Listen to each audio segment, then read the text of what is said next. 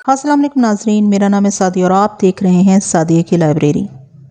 امید کرتی ہوں کہ آپ کو یہ کہانی پسند آ رہی ہوگی، تو ویڈیو کو لائک کرنا ہرگز مت بھولیے گا اور کمنٹ باکس میں کمنٹ بھی ضرور کر کے بتائیے گا۔ آئیے آغاز کرتے ہیں آج کی قسط نمبر 7 کا۔ مجھے ایک جانب دریا کے کنارے تاج محل کی عالیشان عمارت دکھائی تھی۔ ہم آگرہ شہر کے اوپر سے بھی نکل گئے۔ کچھ دیر تک نیچے جنگل اور کھیت دکھائی دیتے رہے جو بڑی تیز رفتاری سے پیچھے کی طرف جا رہے تھے۔ اس کے بعد شہر کے مکان اور مندر نظر آنے لگے۔ ہم متھرا پہنچ گئے ہیں۔ روہنی نے میرا ہاتھ اپنے ہاتھ میں لے رکھا تھا۔ وہ نیچے کی طرف ہوتا لگا گئی۔ اس نے متھرا شہر کے اوپر چاروں طرف دائرے کی شکل میں ایک چکر لگایا اور پھر شہر کی پورب کی جانب درختوں کے ایک جھنڈ کے پاس اتر گئی۔ ہمیں لوگوں کی نظروں سے چھپنے کی ضرورت نہیں تھی کیونکہ ہم کسی کو نظر نہیں آتے تھے۔ روہنی آس پاس نظر دوڑاتے ہوئے کہنے لگی، پرانا شمشان گھاٹ یہیں کہیں ہونا چاہیے۔ یہ شہر کے باہر کا علاقہ تھا اور ابھی اس طرف نئی کالونیاں آباد نہیں ہوئی تھیں۔ سامنے کھیت تھے، ان کے پار درختوں کا ایک جھنڈ نظر آ رہا تھا۔ روہنی نے اس طرف دیکھتے ہوئے کہا، چلو وہاں چل کر دیکھتے ہیں۔ ہم زمین سے 5-7 فٹ بلند ہو کر ہوا میں تیرتے ہوئے کھیتوں کے پار آ گئے۔ یہاں پہنچ کر روہنی نے اپنی رفتار بالکل آہستہ کر دی۔ اب ہم زمین سے 7 فٹ کی بلندی پر ایسے تیر رہے تھے جیسے انسان خواب میں کبھی کبھی اپنے آپ کو اڑتے ہوئے دیکھتا ہے۔ اچانک روہنی میرا ہاتھ تھامے فضا میں ساکت ہو گئی۔ میں نے اس کی طرف دیکھا۔ وہ کچھ فاصلے پر دکھائی دینے والے درختوں کے جھنڈ کی طرف دیکھ رہی تھی۔ کہنے لگی، شیروان، مجھے ان درختوں کی طرف سے جلے ہوئے مردوں کی بو آ رہی ہے۔ میں نے کہا، ہو سکتا ہے وہاں کوئی نیا شمشان گھاٹ ہو جہاں کوئی مردہ جلایا جا رہا ہو۔ روہنی بولی، نہیں، یہ تازہ جلنے والے مردوں کی بو ہے۔ یہ ان مردوں کی بو ہے جنہیں آج سے 300 برس پہلے جلایا گیا تھا۔ میں حیران نہ ہوا۔ میں نے روہنی کی اتنی عقل کو حیران کر دینے والی باتیں دیکھی تھیں کہ اب مجھے کسی بات پر حیرت نہیں ہوتی تھی۔ ہاں، کبھی کبھی خوف ضرور آنے لگتا تھا کیونکہ روہنی بدرو اگرچہ بری بدرو نہیں تھی، لیکن اب اس کے ہاتھوں اوپر تلے 2-3 بڑی خوفناک وارداتیں سرزد ہو چکی تھی جو ایک سے بڑھ کر ایک دہشت تاریک کر دینے والی تھی۔ میں نے یوں ہی کہہ دیا، کیا تمہیں آج سے 300 سال پرانے جلے ہوئے مردوں کی بو آ جاتی ہے؟ روہنی نے کہا، مجھے ان انسانوں کے جلنے کی بھی بو آ جاتی ہے جنہیں آج سے ہزاروں برس پہلے کسی وجہ سے زندہ جلا دیا گیا تھا۔ اس کے بعد میں نے روہنی سے کوئی سوال نہ کیا۔ روہنی کئی بار مجھ سے اپنی محبت کا اظہار کر چکی تھی۔ مجھے بھی اب اس سے تھوڑی تھوڑی محبت ہونے لگی تھی، لیکن اب مجھے اس سے تھوڑا ڈر بھی آنے لگا تھا۔ ہم کھیتوں کے پار درختوں کے جھنڈ کے پاس آ کر زمین پر اتر گئے۔ یہاں چاروں طرف ویرانی برس رہی تھی۔ کہیں زمین پر مٹی کی چھوٹی ڈھیریاں تھیں، کہیں خشک گھاس تھی، کہیں جھاڑیاں ہی جھاڑیاں تھیں۔ ایک طرف کیکر کے کچھ درخت اپنی سیاہ ٹہنیاں پھیلائے اس طرح زمین کی طرف جھکے ہوئے تھے جیسے کسی شے کو اپنے پنجوں کی گرفت میں پکڑنے کی کوشش کر رہے ہوں۔ روہنی میرے پاس ہی کھڑی ان درختوں کی طرف دیکھ رہی تھی۔ کہنے لگی، ان درختوں کی طرف چلو۔ ہم چلتے ہوئے کیکر کے بد شکل درختوں کے پاس آ گئے۔ یہاں ایک ٹوٹا پھوٹا چبوترا دکھائی دیا جس کی ایک جانب سر کنڈے اگے ہوئے تھے۔ روہنی چبوترے کے پاس آ کر کھڑی ہو گئی اور بولی، اس چبوترے سے مجھے سینکڑوں برس پہلے جلے ہوئے مردوں کی بو آ رہی ہے۔ یہی وہ شمشان گھاٹ ہے جہاں آج سے 300 سال پہلے ہمارے دشمن پجاری رگھو کی لاش کو چتا پر جلایا گیا تھا اور وہ پرسوں رات اسی جگہ کی یاترا کرنے آ رہا ہے۔ میں اس منحوس چبوترے کی طرف دیکھ رہا تھا اور سوچ رہا تھا کہ نہ جانے یہ شمشان گھاٹ میری زندگی میں اب کیا نیا گل کھلانے والا ہے۔ روہنی نے ایک طرف نگاہ دوڑاتے ہوئے کہا، شیروان، میرے ساتھ آ جاؤ۔ وہ اندھا کنواں بھی یہاں قریب ہی ہوگا جہاں پجاری رگھو کی بدرو 3 راتیں 3 دن ڈیرا جمائے گی۔ یہ اندھا کنواں شمشان کے چبوترے کے پیچھے کچھ فاصلے پر تھا۔ مجھے تو یہ اندھا کنواں بالکل نظر نہ آیا، لیکن روہنی کی تیز نگاہوں نے اسے دیکھ لیا تھا۔ ایک جگہ اونچے اونچے سرکنڈوں نے کچھ جگہ گھیر رکھی تھی۔ اندھا کنواں ان سرکنڈوں کے درمیان میں واقع تھا۔ کنواں واقعی اندھا تھا، اس میں کچھ نظر نہیں آتا تھا۔ نیچے تہہ تک اندھیرا چھایا ہوا تھا۔ کسی وقت کنویں کے اندر سے باریک سی سیٹی کی آواز آ جاتی تھی۔ روہنی نے کہا، یہ سانپ کی آواز ہے۔ میرے بدن میں خوف کی سرد لہر دوڑ گئی۔ میں دل میں خدا سے دعائیں مانگنے لگا کہ روہنی کہیں مجھے لے کر کنویں میں نہ اتر جائے۔ آخر وہی ہوا جس کا ڈر تھا۔ روہنی کہنے لگی، ابھی رگھو کی بدرو یہاں نہیں پہنچی، ہمیں کنویں میں اتر کر اس کا جائزہ لینا ہوگا۔ میں نے روہنی کو صاف کہہ دیا کہ میں اس آسیب زدہ کنویں میں اس کے ساتھ نہیں جاؤں گا جہاں ایک سانپ بھی رہتا ہے۔ روہنی نے مجھے سمجھاتے ہوئے کہا، میں تمہارے ساتھ ہوں، پھر تم کیوں ڈرتے ہو؟ کیا پہلے کبھی تمہیں کچھ ہوا ہے جو اب ہوگا؟ اور پھر ہم تو غائب ہیں، ہمیں کوئی چیز کیسے نقصان پہنچا سکتی ہے؟ میں جانتا تھا کہ مجھے روہنی کے ساتھ کنویں میں اترنا ہی پڑے گا۔ میں خاموش ہو گیا۔ روہنی مجھے ساتھ لے کر اندھے کنویں میں اتر گئی۔ ہم اس طرح کنویں میں نہیں اتر رہے تھے جس طرح آدمی رسی کی مدد سے کسی کنویں میں اترتا ہے۔ ہم کنویں کے بالکل درمیان میں سے ہو کر اس طرح نیچے جا رہے تھے جس طرح روئی کا ہلکا پھلکا گالا آہستہ آہستہ نیچے جا رہا ہو۔ کنویں میں جیسے جیسے ہم نیچے اتر رہے تھے اندھیرا گہرا ہوتا جا رہا تھا۔ اس اندھیرے میں صرف ہم غیبی حالت میں تھوڑا بہت دیکھ سکتے تھے۔ کنواں اتنا گہرا تھا کہ ختم ہونے میں ہی نہیں آتا تھا۔ ایسے لگ رہا تھا جیسے کسی بڑے قطر والے پائپ کے اندر اتر رہے ہیں۔ سانپ کی آواز آنا بند ہو گئی تھی۔ اس قسم کے موقعوں پر مجھے روہنی نے بات کرنے سے منع کر رکھا تھا، اس لیے میں اسے پوچھ بھی نہیں سکتا تھا کہ ہم کنویں میں اتر رہے ہیں یا زمین کے اندر جا رہے ہیں۔ میں نے سر اٹھا کر اوپر دیکھا۔ پہلے کنویں کے دھانے پر روشنی کا دائرہ دکھائی دیتا تھا، مگر اب وہ اتنا دھندلا ہو گیا تھا کہ ہمیں بھی بڑی مشکل سے نظر آتا تھا، جن کی نگاہیں غائب ہو جانے کے بعد تیز ہو جاتی تھیں۔ روہنی نے میرا ہاتھ پکڑا ہوا تھا۔ اچانک ایک جگہ پہنچنے پر ایسی آواز آنے لگی جیسے دور کسی بند کوٹھری میں کوئی بچہ رو رہا ہو۔ میں ڈر کر روہنی کے ساتھ لگ گیا۔ یہ آواز غائب ہوئی تو ایک دم سے 10-12 سانپوں کی دل دہلا دینے والی پھنکاریں سنائی دینے لگیں، لیکن مجھے کنویں کی گول زنگ آلود دیوار پر کئی سانپ ادھر ادھر رینگتے نظر آئے۔ میں نے خوف سے آنکھیں بند کر لیں۔ روہنی نے آہستہ سے سرگوشی میں کہا، ڈرو مت، یہ ہمیں کچھ بھی نہیں کہیں گے۔ ہم تھوڑا اور نیچے گئے تو سانپوں کی آوازیں خاموش ہو گئیں اور اس کے ساتھ ہی میرے قدم کنویں کی تہہ سے لگ گئے۔ کنویں کی تہہ لجلجی تھی۔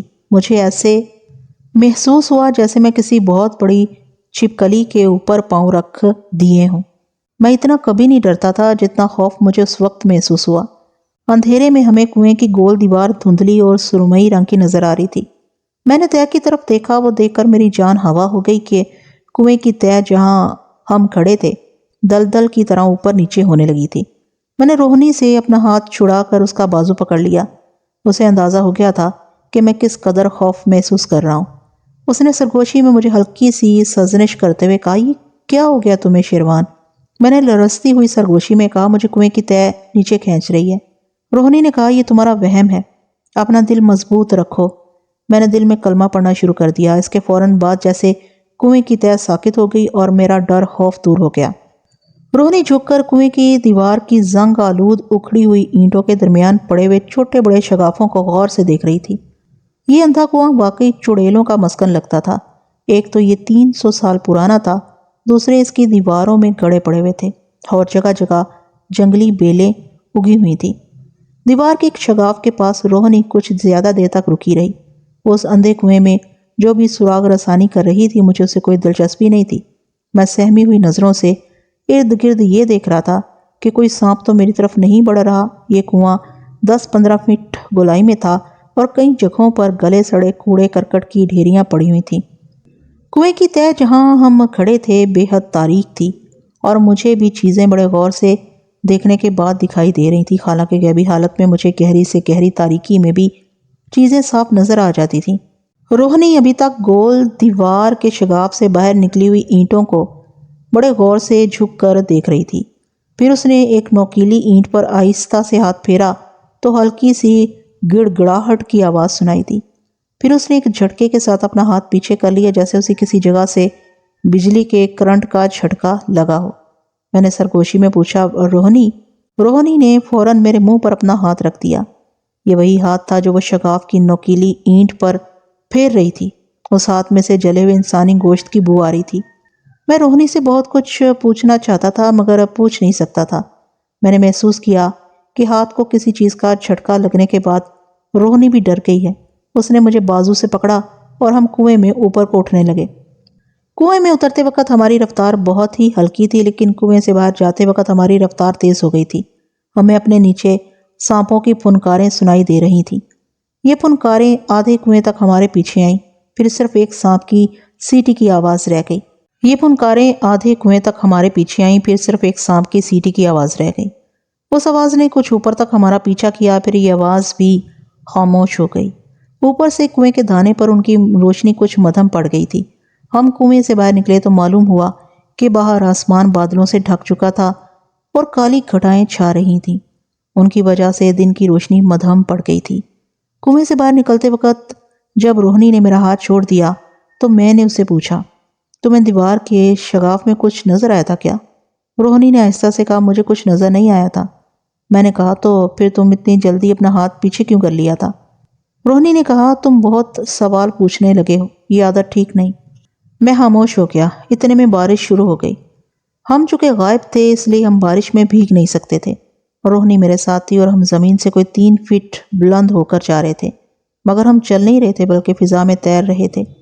عام زندگی میں تو شاید آپ کو کبھی اس کا تجربہ نہ ہوا ہو، لیکن خواب میں آپ نے ضرور کبھی نہ کبھی اس طرح فضا میں تیرنے کا تجربہ کیا ہوگا۔ ہم واپس ویران شمشان گھاٹ پر آ گئے۔ روہنی نے مجھ سے کہا، تم یہیں ٹھہرو۔ میں وہیں فضا میں رک گیا۔ میرے اندر کوئی موٹر انجن نہیں لگایا ہوا تھا کہ جس کی بریک لگا کر میں رک جاتا تھا۔ میں جب غائب ہو جاتا تھا تو صرف اپنے ارادے سے پرواز کرنے یا فضا میں تیرنے لگ جاتا تھا اور اپنے ارادے سے ہی فضا میں رک جاتا تھا۔ میرا ارادہ ہی میرا موٹر انجن اور اس موٹر انجن کی بریک تھی۔ میں روہنی کو دیکھ رہا تھا۔ اس نے ویران شمشان گھاٹ کے شکستہ چبوترے کے ارد گرد 2-3 چکر لگائے اور واپس میرے پاس آ کر ٹھہر گئی۔ اس وقت بارش تیز ہو گئی تھی اور اس کا شور سنائی دینے لگا تھا۔ روہنی نے شمشان گھاٹ کی بائیں جانب نگاہ ڈالتے ہوئے کہا، وہ سامنے کوٹھری نظر آ رہی ہے، میرے ساتھ آؤ۔ ہم کوٹھری کی طرف بڑھے۔ کوٹھری وہاں سے چند قدموں کے فاصلے پر تھی۔ کوٹھری کے در و دیوار سے لگ رہا تھا کہ یہ 300 برس پرانی کوٹھری کا کھنڈر ہے۔ اس کی ٹوٹی پھوٹی 4 دیواری کا رنگ دھوپ اور بارشوں سے سیاہ پڑ چکا تھا۔ دروازہ غائب تھا، اس کی جگہ ایک تنگ راستہ اندر جانے کے لیے رہ گیا تھا۔ ہم کوٹھری کے اندر چلے گئے۔ کوٹھری میں کوئی کھڑکی، کوئی روشن دان نہیں تھا۔ تنگ دروازے میں سے ابر آلود دن کی جو مدھم سی روشنی اندر آ رہی تھی وہ کوٹھری کے اندھیرے میں جذب ہو رہی تھی اور سوائے دروازے کی چوکھٹ کے کوٹھری میں ہر طرف تاریکی چھائی ہوئی تھی۔ روہنی نے مجھے سرگوشی کرتے ہوئے کہا، آج سے 300 سال پہلے یہاں مردے جلانے والے رہا کرتے تھے۔ اس کے جواب میں نے کچھ نہ کہا۔ میں اس آسیبی کوٹھری سے باہر نکل جانا چاہتا تھا مگر روہنی کے ساتھ رہنے پر مجبور تھا۔ میں نہیں چاہتا تھا کہ اس پر ظاہر ہو کہ میں خوف محسوس کر رہا ہوں، حالانکہ پہلے میں نے کبھی اتنا خوف محسوس نہیں کیا تھا۔ پتہ نہیں اس وقت میں ایسا کیوں محسوس کرنے لگا تھا۔ روہنی کوٹھری کے کونے کی طرف گئی۔ اندھیرے میں مجھے وہاں کونے میں مٹی کا ایک بڑا مٹ نظر آ رہا تھا جس کے اوپر کسی پتھر کی سل رکھ دی تھی۔ مٹی کا یہ مٹ ایسا تھا جیسا کہ پرانے زمانے میں لوگ دیہات میں اناج رکھنے کے لیے گھروں میں استعمال کرتے تھے۔ روہنی نے مٹ کے اوپر رکھی ہوئی سیل کو ایک طرف ہٹایا۔ معلوم نہیں اس وقت اسے کیا محسوس ہوا ہوگا، لیکن مجھے اپنے چہرے پر بائیں رخسار پر کسی کا گرم سانس محسوس ہوا۔ پھر مجھے ایسے لگا جیسے کسی نے میری گردن پر اپنے گیلے لجے ہونٹ رکھ دیے ہوں۔ میں اتنا ڈر گیا کہ چیخ مار کر کوٹھری سے بھاگ اٹھا اور شمشان گھاٹ کے چبوترے کے پاس آ کر سہمی ہوئی آنکھوں سے کوٹھری کی طرف دیکھنے لگا کہ کوئی آسیبی شے تو میرے پیچھے نہیں آ رہی۔ میں نے روہنی کو فضا میں تیرتے ہوئے اپنی طرف آتے دیکھا۔ بارش ہو رہی تھی۔ روہنی میرے پاس آ کر ایک لمحے کے لیے رکی۔ اس نے بڑی سختی سے میرا بازو پکڑا اور مجھے اپنے ساتھ اڑاتے ہوئے وہاں سے شہر کی طرف لے گئی۔ وہ بڑی تیزی سے اڑ رہی تھی اور چند سیکنڈ میں متھرا شہر میں آ گئی۔ سامنے ایک پرانے مندر کی اونچی دیوار تھی جس کے اوپر ایک درخت جھکا ہوا تھا۔ درخت کے گرد مٹی کا چبوترا بنا ہوا تھا۔ اس وقت وہاں کوئی نہیں تھا۔ روہنی مجھے لے کر وہاں بیٹھ گئی۔ اس نے ڈانٹتے ہوئے کہا، تم چیخ مار کر وہاں سے کیوں بھاگے تھے؟ میں نے کہا، مجھے اپنے چہرے پر کسی کا گرم سانس لگا تھا اور پھر کسی شے نے اپنے گیلے ہونٹ میری گردن پر رکھ دیے تھے۔ شیروان، میں اس وقت تک تم سے الگ نہیں ہونا چاہتی جب تک مجھے اس بات کا یقین نہیں ہو جاتا کہ تمہاری زندگی دشمن پجاری رگھو سے محفوظ ہو گئی ہے اور میری آتما کو، میری روح کو نجات مل گئی ہے۔ لیکن ایسا لگتا ہے کہ تمہیں تو اپنی جان عزیز ہے اور نہ یہ چاہتے ہو کہ میری روح کو میرے دشمن رگھو سے نجات ملے۔ میں شرمندگی محسوس کرنے لگا کہ واقعی مجھے ایسا نہیں کرنا چاہیے تھا۔ روہنی نے میرا ہاتھ اپنے ہاتھ میں لے لیا اور بڑی عرضدگی اور محبت کے ساتھ کہا، شیروان، میں تمہاری اس بات کو تسلیم کر لیا ہے کہ تم میرے خامد اور میرے محبوب شہزادے شیروان کا دوسرا جنم نہیں ہو، لیکن اس کے ہم شکل ہو۔ لیکن مجھے تو تمہارے روپ میں اپنا محبوب ہی نظر آتا ہے۔ میں تو تم سے اسی طرح محبت کرتی ہوں اور تمہاری خیر خواہ ہوں جس طرح میں اپنے خامد شیروان سے محبت کرتی تھی اور اس کی خیر خواہ تھی۔ اس کے علاوہ تمہیں بدرو رگھو کی دشمنی کا ثبوت بھی مل چکا ہے۔ تم دیکھ چکے ہو کہ وہ تم پر 3-4 بار قاتلانہ حملہ کر چکا ہے۔ تم اچھی طرح سے جانتے ہو کہ اگر تم مجھ سے الگ ہو گئے تو تمہارے لیے پجاری رگھو سے اپنی جان بچانی مشکل ہو جائے گی۔ پھر تم کیوں مجھ سے بھاگنے کی کوشش کرتے ہو؟ میں نے کہا میں تم سے بھاگنے کی کوشش نہیں کی تھی۔ ڈرنا ایک قدرتی بات ہے، کبھی کبھی بہادر سے بہادر آدمی بھی ڈر جاتا ہے، بس مجھ پر انسانی کمزوری غالب آ گئی اور میں ڈر گیا۔ وعدہ کرتا ہوں کہ آئندہ ایسا نہیں کروں گا، مگر ایک بات میں تمہیں ضرور بتانا چاہتا ہوں۔ میں نے عین اس وقت اپنے چہرے پر کسی غیبی چیز کا سانس اور اپنی گردن پر اس کے ہونٹوں کا لمس محسوس کیا تھا جب تم نے کوٹری میں مٹی کے مٹ کے اوپر رکھی ہوئی پتھر کی سیل ہٹائی تھی۔ میری اس بات پر روہنی نے چونک کر میری طرف دیکھا اور پھر جیسے گہری سوچ میں ڈوب گئی۔ میں نے اس کے چہرے پر تشویش کے آثار دیکھے تو اس سے پوچھا، کیا تم نے مٹی کے مٹ میں کچھ دیکھا تھا؟ روہنی نے کہا، شیروان، اس مٹکے میں کوئی آسیب ضرور تھا جو میرے پتھر کی سیل ہٹانے سے مٹکے میں سے تیزی سے باہر نکل گیا تھا۔ آسیب؟ میں نے حیرانی سے پوچھا۔ روہنی کہنے لگی، ہاں، آسیب، یہ وہی آسیب تھا جس کے سانس کو تم نے اپنے چہرے اور جس کے کراہیت آمیز لجے ہونٹوں کو تم نے اپنی گردن پر محسوس کیا تھا۔ میں نے اپنے دل میں کہا، لگتا ہے ایک اور بلا میرے پیچھے لگ گئی، خدا ہی مجھے ان بدروحوں اور بلاؤں سے بچا سکتا ہے۔ میں نے روہنی سے کہا، آسیب کا تم نے نام کیوں لیا ہے؟ کیا آسیب کوئی دوسری قسم کی بدروح ہوتی ہے؟ روہنی نے کہا، تم اسے نہیں سمجھ سکو گے، تم یہی سمجھ لو کہ آسیب بھی ایک بدروح ہوتی ہے، مگر اس میں اور بدروح میں یہ فرق ہوتا ہے کہ بدروح کی سزا کی مدت لمبی ہو جائے تو وہ بدروح آسیب میں تبدیل ہو جاتی ہے۔ آسیب سے بدروح بھی گھبراتی ہیں۔ آسیب کو اپنے قبضے میں کرنا بہت مشکل ہوتا ہے۔ آسیب کو قبضے میں کرنے کا ایک خاص منتر ہوتا ہے جس کو اگنی منتر یعنی آگ کا منتر کہتے ہیں۔ میں نے پوچھا، کیا تمہیں وہ منتر آتا ہے؟ روہنی نے کہا، آج تک یہ منتر ہندوستان میں صرف 2-4 منتریوں کو ہی معلوم ہو سکا ہے، اور وہ بھی اس منتر کے راز کو مرنے کے بعد اپنے ساتھ ہی لے گئے۔ وہ کوئی بہت بڑا منتری تھا جس نے شمشان گھاٹ کے مٹکے میں اس آسیب کو قید کیا ہوا تھا جو میرے پتھر کی سیل سرکانے کے بعد مٹکے میں سے باہر نکل گیا تھا۔ میں نے ڈرتے ڈرتے پوچھا، کیا یہ آسیب تھا جس نے میری گردن پر اپنے گیلے ہونٹ لگائے تھے؟ ہاں، روہنی بولی۔ جب یہ آسیب بند مٹکے میں سے باہر نکلا تھا تو میں نے اس کی سانس کی دھیمی پھنکار ایسی آواز سنی تھی۔ یہ آسیب مجھے نقصان پہنچا سکتا تھا، لیکن اس نے مجھے کچھ نہیں کہا تھا، مگر میں اس بات پر پریشان ہوں کہ آسیب تمہارے پاس آ کر کیوں رک گیا اور اس نے تمہاری گردن پر اپنے گیلے ہونٹ کیوں رکھ دیے تھے۔ مجھے فکر ہوئی کہ کہیں آسیب نے مجھے اپنا نشانہ بنانے کے لیے تو نہیں چن لیا۔ جب میں نے اس کا ذکر روہنی سے کیا تو وہ کہنے لگی، میرا نہیں خیال کہ یہ آسیب تمہیں نقصان پہنچانے کے ارادے سے تمہارے پاس آیا تھا۔ اگر ایسی بات ہوتی تو وہ تمہیں نقصان پہنچا چکا ہوتا اور تم اس وقت میرے سامنے نہ ہوتے، بلکہ خدا جانے زمین کے اندر کون سی دنیا میں پہنچ گئے ہوتے۔ میں نے پوچھا، کیا یہ کسی مرد کا آسیب تھا یا کسی عورت کا؟ روہنی نے کہا، یہ کسی نوجوان لڑکی کا آسیب تھا۔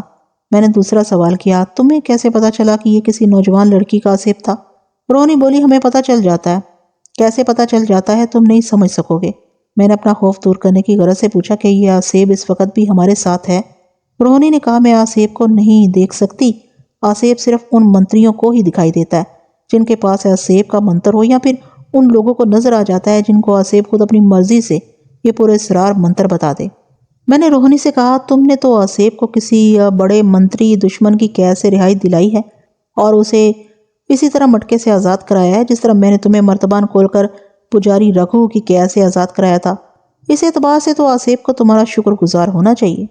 روہنی کہنے لگی، آسیب کبھی کسی انسان کے دوست نہیں بنتے، لیکن اگر کسی کے دوست بن جائیں تو پھر ان سے اچھا دوست اور کوئی نہیں ہو سکتا۔ اس نوجوان لڑکی کے آسیب نے تمہاری گردن کو چوم لیا تھا، اس کا مطلب یہ ہے کہ اس کو تم پسند آ گئے ہو اور اس نے تمہیں اپنا دوست بنا لیا ہے۔ میں نے کہا، اس کا مطلب ہے کہ اس لڑکی کا آسیب مجھے کسی وقت بھی چمٹ سکتا ہے، اور جس آدمی کو… روہنی میری طرف دیکھ کر مسکرائی، کہنے لگی، اس نوجوان لڑکی کے آسیب نے تمہیں پسند کر لیا ہے، وہ تمہاری دوست بن گئی ہے۔ اس کا آسیب تمہیں کچھ نہیں کہے گا، تمہیں پریشان ہونے کی ضرورت نہیں ہے۔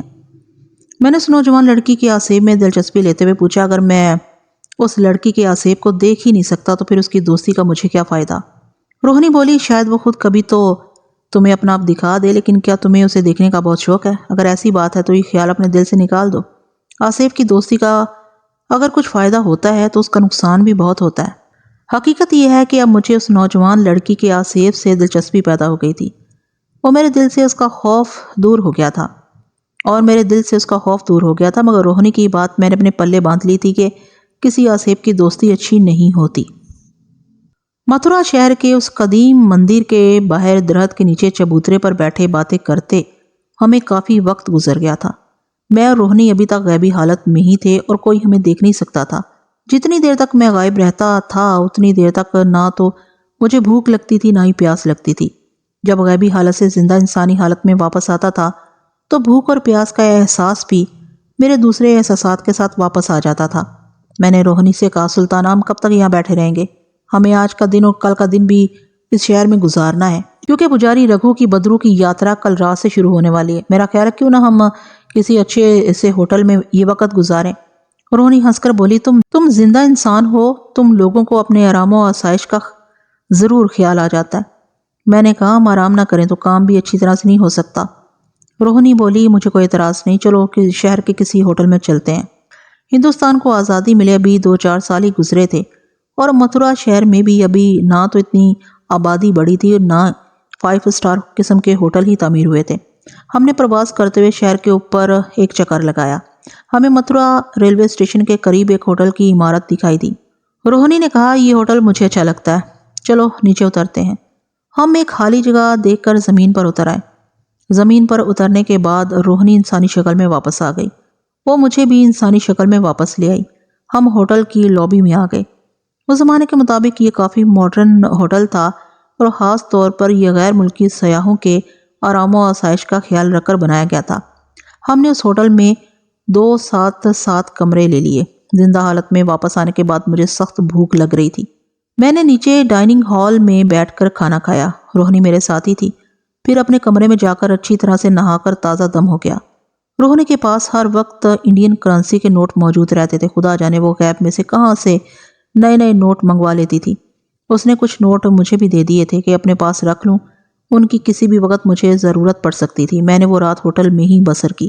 دوسرے دن شہر کی سیر کرتے رہے۔ روہنی مسلمان ہو چکی تھی، اسے مندروں میں جانے کی ضرورت نہیں تھی۔ جب سے وہ میرے ساتھ تھی میں نے اسے کبھی کسی مندر میں کسی مورتی کے آگے ماتھا ٹیکتے نہیں دیکھا تھا۔ رات کو ہم ہوٹل میں واپس آ گئے۔ میں نے کھانا کھایا۔ ہم ہوٹل کے ڈائننگ ہال کے کونے میں بیٹھے تھے۔ ہم کافی پی رہے تھے۔ روہنی کے ساتھ ایسا لگتا تھا کہ وہ زندہ انسان نہیں تھی بلکہ اپنی بدرو تھی۔ اسے کھانے پینے کی حاجت نہیں تھی، مگر وہ جس وقت چاہتی میرے ساتھ کھانا بھی کھا لیتی تھی اور چائے کافی بھی پی لیتی تھی۔ اس کو میں نے کبھی نہاتے بھی نہیں دیکھا تھا۔ وہ ہر وقت تازہ دم رہتی تھی اور جس قسم کا چاہے لباس پہن لیتی تھی۔ روہنی چونکہ اپنی زندگی میں مسلمان ہو چکی تھی اور اس کے بعد اس کی زندگی نیک اعمال کے ساتھ بسر ہوئی تھی اور وہ صرف ایک سنگین گناہ کی پاداش میں مرنے کے بعد بدرو کی شکل میں سزا بھگت رہی تھی، اس لیے وہ بدروہوں کی جملہ بری خصلتوں اور آلودگیوں سے محفوظ تھی اور مجھے اس کے لباس میں سے ہمیشہ ایک طلسمی خوشبو سی آیا کرتی تھی۔ روہنی نے ایک بار مجھے کہا تھا، انسان کو اپنے برے اعمال کی سزا ضرور بھگتنی پڑتی ہے۔ کبھی کبھی یہ سزا اسے دنیا میں ہی مل جاتی ہے، لیکن کبھی ایسا بھی ہوتا ہے کہ اسے مرنے کے بعد یہ سزا ملتی ہے۔ مجھے بھی میری موت کے بعد یہ سزا ملی ہے، مگر خدا نے مجھے بخش دیا ہے اور میری سزا کے دن بہت تھوڑے رہ گئے ہیں۔ اگر میں دشمن پجاری رگھو کے قبضے میں نہ گئی تو میری روح کو جلد نجات مل جائے گی اور میں بدروح سے دوبارہ ایک نیک روح کی شکل اختیار کر لوں گی۔ یہ تو بڑی خوشی کی بات ہے سلطانہ، میں نے خوش ہو کر کہا۔ روہنی کہنے لگی، لیکن اس کے لیے ضروری ہے کہ میں پجاری رگھو کی بدرو سے چھٹکارا حاصل کر لوں۔ اگر میں ایسا نہ کر سکی اور پجاری رگھو نے مجھے ایک بار پھر قید کر لیا تو پھر کوئی پتہ نہیں کہ میری کب نجات ہو۔ میں نے اس سلسلے میں روہنی سے پوچھا، یہ بتاؤ آج رات کو ہمیں کیا حکمت عملی اختیار کرنی ہوگی؟ کیا تم اکیلی شمشان گھاٹ جاؤ گی یا مجھے بھی تمہارے ساتھ جانا ہوگا؟ روہنی نے کہا، تمہارا میرے ساتھ جانا بڑا ضروری ہے۔ اگر مجھے وہاں کوئی حادثہ پیش آ گیا تو کم سے کم تم مجھے بچانے کا کوئی جتن، کوئی اپائے تو کر سکو گے۔ اگر میں اکیلی وہاں گئی اور مجھے کچھ ہو گیا تو تمہیں کچھ پتہ نہیں چلے گا کہ میرے ساتھ کیا ہوا ہے۔ میں نے کہا، ٹھیک ہے میں تمہارے ساتھ جاؤں گا، لیکن کیا ہم پہلے جا کر شمشان گھاٹ میں چھپ کر پجاری رگھو کی بدرو کا انتظار کریں گے یا آدھی رات کو اس کے آنے کے بعد وہاں جائیں گے؟ روہنی کہنے لگی، ہم آدھی رات سے کچھ دیر پہلے وہاں جائیں گے اور کسی جگہ چھپ کر پجاری رگھو اور اس کے رکششوں کا انتظار کریں گے۔ میں نے کہا، پجاری رگھو تو تمہیں نظر نہیں آئے گا، وہ مجھے بھی نظر نہیں آئے گا، پھر ہمیں کیسے پتہ چلے گا کہ وہ شمشان گھاٹ پہنچ گیا ہے؟ روہنی بولی، ہم نے دلہن کی کھوپڑی کی راکھ کی دیا سلائی اپنی آنکھوں میں ڈال رکھی ہوگی، پجاری رگھو ہمیں نظر آ جائے گا۔ اور اگر ہم اس کو نظر آ گئے تو پھر کیا ہوگا؟ میں نے سوال کیا۔ روہنی نے کہا، پھر جو ہوگا دیکھا جائے گا۔ میں اس قسم کی باتیں سوچ سوچ کر ڈرتی رہی تو میں کبھی پجاری رگھو پر فتح حاصل نہیں کر سکوں گی اور کبھی مجھے مکتی نہیں ملے گی۔ ہم رات کے 10 بجے کے قریب ہوٹل کے ڈائننگ ہال سے اٹھ کر کمرے میں آ گئے۔ ہم باتیں بھی کر رہے تھے اور تھوڑی تھوڑی دیر بعد دیوار پر لگے کلاک کو بھی دیکھ لیتے تھے۔ جب کلاک نے رات کے پورے 11 بجائے تو روہنی نے اپنے بازو کے ساتھ بندھا ہوا وہ تعویذ اتارا جس میں دلہن کی کھوپڑی کی راکھ تھی۔ اس نے ایک سلائی اپنی آنکھوں میں لگا لی اور ایک سلائی میری دونوں آنکھوں میں لگا دی۔ کمال کی بات ہو گئی، سلائی کی آنکھوں میں پھرتے ہی میں غائب ہو گیا۔ میں نے دیکھا تو روہنی بھی غائب ہو چکی تھی۔ میں نے اپنی تسلی کے لیے اسے پوچھ لیا، سلطانہ اگر اس حالت میں پجاری رگھو نے تمہیں دیکھ لیا تو مجھے پہلے ہی بتا دو مجھے کیا کرنا ہوگا، کیونکہ اگر رگھو تمہیں دیکھ سکے گا تو میں بھی اسے ضرور نظر آ جاؤں گا۔ روہنی سوچ میں پڑ گئی۔ وہ اس مسئلے کا کوئی حل تلاش کرنے کی کوشش کر رہی تھی۔ میری طرف دیکھ کر بولی، میں نے یہ سوچا ہی نہیں تھا کہ اگر پجاری رگھو نے تمہیں دیکھ لیا تو کیا ہوگا۔ میں تو انسان نہیں، ہو سکتا ہے کھوپڑی کی راکھ کی وجہ سے میں اسے نظر نہ آؤں، لیکن تم انسان ہو سکتا ہے تم اسے نظر آ جاؤ۔ اگر ایسا ہو گیا تو پجاری رگھو سب سے پہلے تمہیں اسی لمحے ہلاک کر دے گا، اور میں یہ کبھی نہیں ہونے دوں گی۔ تمہارا میرے ساتھ جانا بھی ضروری ہے تاکہ اگر مجھے کچھ ہو جائے تو تم اگر میری مدد نہیں کر سکو گے تو کم سے کم تمہیں یہ تو معلوم ہوگا کہ میرے ساتھ کیا گزری ہے۔ اس کے بعد ہو سکتا ہے کہ میری سہیلی مالنی تم سے رابطہ کرے اور تم سے تمام معلومات حاصل کرنے کے بعد میری مدد کر سکے۔ تو پھر مجھے کیا کرنا چاہیے؟ میں نے پوچھا۔ روہنی کو جیسے ایک دم اس مسئلے کا حل سوچ کیا کہنے لگی، اس کا ایک ہی حل ہو سکتا ہے، وہ یہ کہ میں تمہیں چھوٹا سانپ بنا کر اپنی کلائی میں لپیٹ لوں گی۔ اگر رگھو پجاری نے مجھے دیکھ لیا اور مجھ پر اس نے وار کر دیا تو میں اسی لمحے تمہیں نیچے گرا دوں گی، تم وہاں سے نکل جانا۔ میں نے کہا، مجھے سانپ بنتے ہوئے ڈر لگ رہا ہے۔ روہنی کہنے لگی، میں تمہیں صرف سانپ ہی بنا سکتی ہوں، کچھ اور بنانا میری طاقت سے باہر ہے۔ مجھے اچانک مالنی کا بتایا ہوا منتر یاد آ گیا۔ میں نے کہا، کیوں نہ میں تمہاری سہیلی مالنی کا بتایا ہوا منتر پڑھ کر چمگادڑ بن جاؤں؟ میں پہلے بھی چمگادڑ بن چکا ہوں اور مجھے اسے کوئی پریشانی نہیں ہوئی تھی۔ روہنی نے کچھ سوچتے ہوئے کہا، مالنی کا بتایا ہوا منتر بڑا خطرناک ہے، میں تمہیں یہ منتر پڑھ کر اپنا روپ بدلنے کا مشورہ نہیں دوں گی، کیونکہ مجھے لگتا ہے کہ اس منتر کے اثر سے تم چمگادڑ کے علاوہ کسی دوسرے جانور یا درندے کے روپ میں بھی ظاہر ہو سکتے ہو، اور تم خواہ کسی بھی درندے کے روپ میں ظاہر ہوگے تو پجاری رگھو تمہیں فوراً دیکھ لے گا اور سب سے پہلے وہ تم پر وار کرے گا۔ میں نے کہا، مگر وہ مجھے سانپ کے روپ میں بھی تو دیکھ سکتا ہے۔ اس پر روہنی نے کہا، میں تمہیں اتنا چھوٹا سا سانپ بناؤں گی کہ تم میری کلائی کے ساتھ لپٹے ہوئے سے دکھائی نہیں دو گے۔ وہ خاموش ہوگی، میں بھی کچھ نہ بولا۔ میرے دل میں صرف ایک ہی خیال تھا کہ خدا جانے میرے ساتھ کیا ہونے والا ہے۔ روہنی نے میرے ہاتھ کو اپنے ہاتھوں میں لے لیا۔ وہ جب بھی مجھ سے اپنی محبت کا اظہار کرتی تھی تو میرا ہاتھ اپنے ہاتھوں میں لے لیتی تھی۔ کہنے لگی، شیروان مجھے معاف کر دینا، میری وجہ سے تم ایک بہت بڑی مصیبت میں پھنس گئے ہو، مگر یہ اب تمہاری زندگی اور موت کا مسئلہ بھی بن گیا ہے۔ اگر تم میرا ساتھ چھوڑ دیتے ہو یا میں تمہیں چھوڑ دیتی ہوں تو تم ہمارے دشمن پجاری رگھو کے لیے ایک بڑا آسان شکار بن جاؤ گے۔ وہ جب اور جہاں چاہے گا تمہیں اس طرح پکڑ کر مسل ڈالے گا جس طرح آدمی کسی مکھی کو پکڑ کر مسل ڈالتا ہے۔ اس میں تمہاری بھی موت ہوگی اور میری بھی ایک طرح سے دوسری موت ہوگی۔ وہی بات تھی کہ میں اس کی مجبوری اور وہ میری مجبوری بن چکی تھی۔ مجھے یہ کہنا ہی پڑا کہ مجھے تم جو مشورہ دو گی میں اس پر عمل کروں گا۔ روہنی نے کہا، میں تمہیں سانپ کے روپ میں اپنے ساتھ لے جاؤں گی، میں تمہیں اپنے گریبان کے اندر چھپا کر بھی لے جا سکتی ہوں، مگر چھپا کر لے جانے سے وہ مقصد فوت ہو جائے گا جس کے لیے میں تمہیں ساتھ لے کر جاؤں گی، کیونکہ تم میرے گریبان کے اندر چھپے ہوئے دیکھ نہیں سکو گے کہ میرے ساتھ کیا حادثہ پیش آیا ہے، اور میں اپنے دشمن کو نظر آ جانے کی صورت میں تمہیں اتنی جلدی اپنے گریبان سے نکال کر پھینک نہیں سکوں گی جتنی جلدی اور ازداری سے میں تمہیں اپنی کلائی سے نیچے گرا سکتی ہوں۔ اس لیے یہ میری مجبوری ہے شیروان، میرے محبوب۔ میں نے کہا، میں اسے مانتا ہوں سلطانہ، لیکن مجھے ایک بات بتاؤ کہ مجھے سانپ سے انسانی روپ میں دوبارہ کون واپس لائے گا؟ روہنی کہنے لگی، اگر مجھے پجاری رگھو نے اپنے قبضے میں کر لیا تو اس کی خبر میری سہیلی مالنی کو ضرور ہو جائے گی اور وہ خود تم سے رابطہ پیدا کرے گی اور پھر وہی تمہیں سانپ کی شکل سے واپس انسانی شکل میں لائے گی۔ لیکن اگر کسی وجہ سے مالنی کو پجاری رگھو کے ہاتھوں میرے پکڑے جانے کی خبر ملنے میں دیر لگ گئی تو تم ایسا کرنا کہ یہاں سے جے پور کے ویران محل میں جانا، جہاں آدھی رات کو میری بچپن کی سہیلی درگا کی بدرو آتی ہے۔ درگا کو سارا واقعہ بیان کرنا، وہ تمہارا انسانی روپ واپس لے آئے گی۔ میں نے کہا، لیکن میں تو بول نہیں سکوں گا، میں تو سانپ ہوں گا، پھر اسے اپنی کہانی کیسے سناؤں گا اور اسے کس طرح بتاؤں گا کہ میں کون ہوں؟ روہنی نے اس کے جواب میں کہا، جے پور کے ویران محل کی بدرو درگا تمہیں دیکھتے ہی سمجھ جائے گی کہ تم کون ہو، تمہیں کچھ بتانے کی ضرورت ہی پیش نہیں آئے گی۔ اس تمام لمبی بحث مباحثت کا نتیجہ یہ نکلا کہ میں انسان سے سانپ بننے اور روہنی مجھے سانپ بنانے پر تیار ہو گئی۔ اس نے مجھے اپنے پلنگ پر بٹھا لیا اور منتر پڑھنے لگی تو میں نے اس کو روک کر کہا، یہ بتاؤ سلطانہ، کیا میں انسانی آواز سن اور سمجھ سکوں گا؟ کیا میں بھی انسانوں کی طرح بول سکوں گا؟ روہنی نے نفی میں سر ہلاتے ہوئے کہا، نہیں، تم خود انسانوں کی طرح بول نہیں سکو گے، لیکن انسان کو دنیا کی ہر زبان بولتے ہوئے سمجھ آؤ گے کہ یہ کون سی زبان میں کیا کہہ رہا ہے۔ میں نے کہا، انسان سانپ کا دشمن ہے، مجھے کسی نے بھی دیکھ لیا تو وہ مجھے مارنے کے لیے پتھر اور ڈنڈا لے کر مجھ پر ضرور حملہ کرے گا۔ اگر کسی کا پتھر یا ڈنڈا مجھے لگ گیا تو کیا میں مر جاؤں گا؟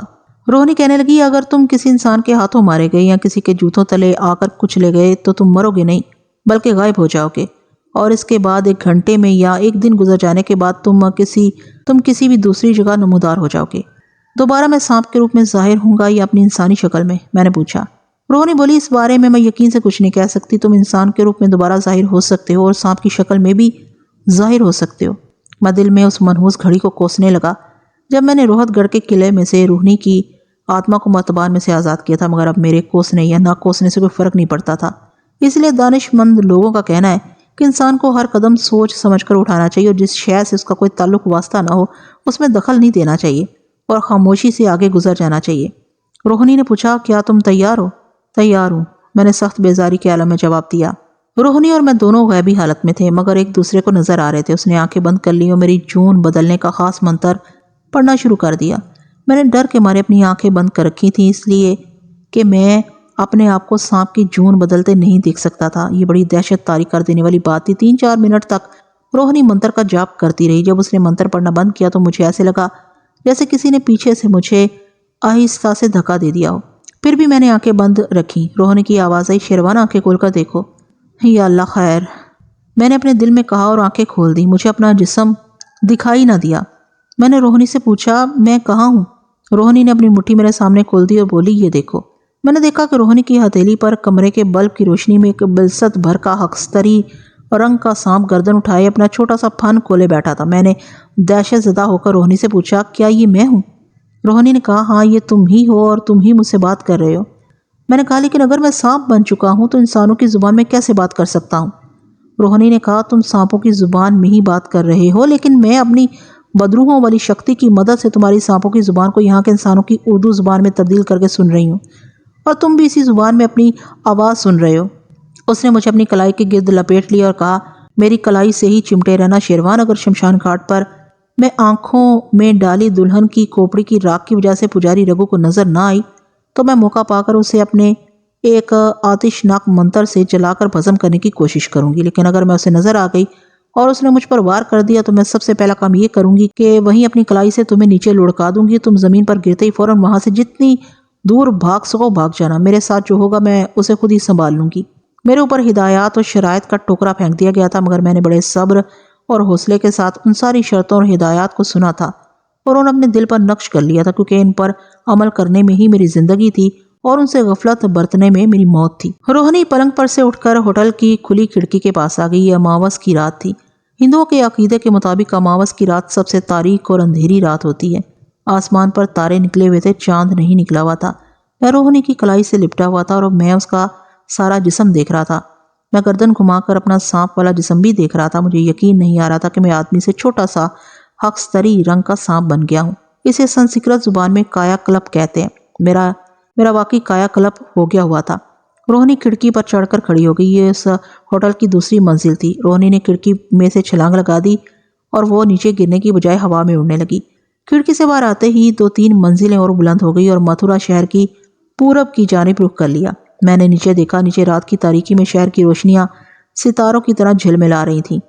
روہنی اندھیرے میں شہر کے جھلملاتی روشنیوں کے اوپر اڑتی ہوئی شہر کے پورب کی طرف آ گئی۔ یہاں نیچے روشنیاں نہیں تھی بلکہ اندھیرا چھایا ہوا تھا۔ روہنی نے مجھ سے مخاطب ہو کر کہا، شیروان، ہم پرانے شمشان گھاٹ کے اوپر آ گئے ہیں۔ میں نیچے آنے لگی ہوں، تم ٹھیک ہو نا؟ ابھی تک بالکل ٹھیک ہوں۔ روہنی نے بلندی کم کرنی شروع کر دی اور وہ شمشان گھاٹ سے کچھ فاصلے پر درختوں کے جھنڈ کے پاس اتر گئی۔ کہنے لگی، پجاری رگو کی بدرو اگر آدھی رات کو شمشان گھاٹ کی یاترا کو آئے گی تو اس کے آنے کا وقت ہو گیا ہے۔ میں نے اسے کہا، کسی جگہ چھپ کر اس کا انتظار کرتے ہیں۔ وہ بولی، میں شمشان گھاٹ کے چبوترے کی طرف بڑھ رہی ہوں، اب تم خاموش رہنا۔ میں نے اسی لمحے خاموشی اختیار کر لی اور کوئی جواب نہ دیا۔ مجھے ہر حالت میں اپنی جان عزیز تھی۔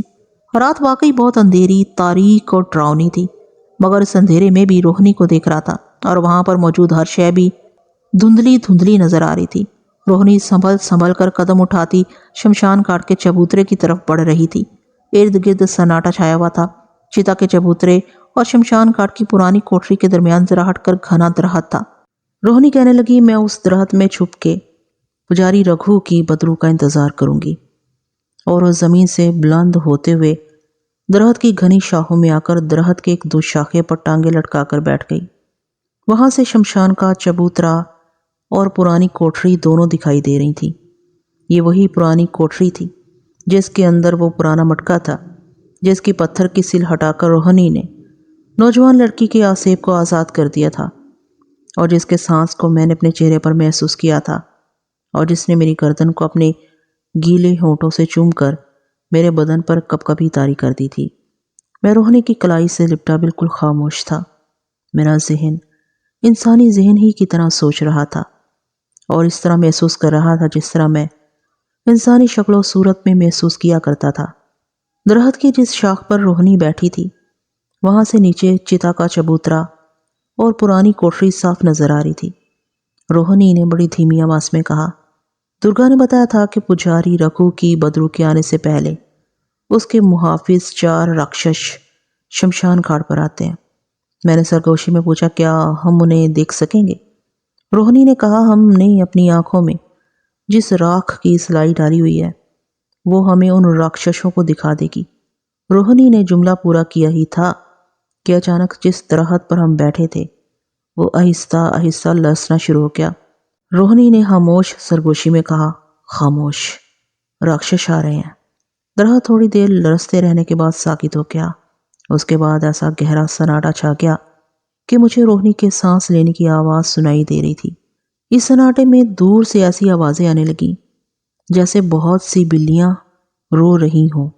قریب آتے آتے یہ آوازیں عورتوں کے رونے اور بین کرنے کی آوازوں میں تبدیل ہو گئیں۔ پھر یہ آوازیں بھی دور ہوتے ہوتے خاموش ہو گئیں۔ اچانک چتا کے چبوترے کے چاروں کونوں پر آگ کے 4 شعلے بلند ہوئے۔ پھر یہ شعلے دھوئیں کے ستونوں میں بدل گئے اور غائب ہو گئے۔ روہنی نے مجھے اپنے منہ کے قریب کرتے ہوئے سرگوشی میں کہا، 4 راکشش آ گئے ہیں، اب وہ منحوس پجاری رکھو آنے والا ہے۔ روہنی کی ہدایت کے مطابق میں چپ تھا۔ میری نگاہیں نیچے کچھ فاصلے پر چتا کے ویران چبوترے پر جمی ہوئی تھی۔ اتنے میں ایسی آواز سنائی دی جیسے دور کہیں بڑی زور کی آندھی چل رہی ہو۔ یہ آواز قریب آتے آتے مکھیوں کی بھنبھناہٹ بن گئی اور جیسے ہمارے درخت کے گرد چکر لگانے لگی۔ میں سمجھ گیا کہ منحوس پجاری رکھو کو ہماری موجودگی کا علم ہو گیا ہے اور اب ہماری خیر نہیں ہے۔ روہنی کو اس نے دوبارہ اپنے قابو میں کرنا ہے، لیکن مجھے وہ زندہ نہیں چھوڑے گا۔ لیکن کچھ ہی دیر بعد مکھیوں کی بھنبھناہٹ کی آوازیں بھی غائب ہو گئیں۔ دوسرے لمحے ایک چیخ کی آواز سنائی دی۔ چیخ کی آواز ایسی تھی جیسے کسی کو ذبح کرتے وقت اس کی آخری چیخ ہو۔ روہنی نے فوراً مجھے کلائی پر سے اتار کر اپنی مٹھی میں بند کر لیا اور پہلے سے بھی زیادہ دھیمی سرگوشی میں کہا، جب میں تمہیں نیچے گراؤں فوراً فرار ہو جانا۔ میں اپنا چھوٹا سا سانپ کا سر روہنی کی انگلیوں میں سے باہر نکال کر دیکھ رہا تھا۔ رات کی تاریکی اور سناٹا اور زیادہ گہرا ہو گیا تھا۔ چیخ کی آواز نے مجھ پر بھی ایک لمحے کے لیے لرزہ طاری کر دیا تھا۔ اتنے میں 4 لمبے بالوں والی سیاہ فام عورتیں چتا کے چبوترے کے چاروں کونوں میں نمودار ہوئیں۔ ان عورتوں کے سیاہ جسموں پر بھی بال اگے ہوئے تھے۔ وہ بنمانس لگتی تھیں اور زور زور سے سر ہلا رہی تھیں۔ پھر وہ ایک دم بت بن کر ہاتھ سینے پر باندھ کر کھڑی ہو گئیں۔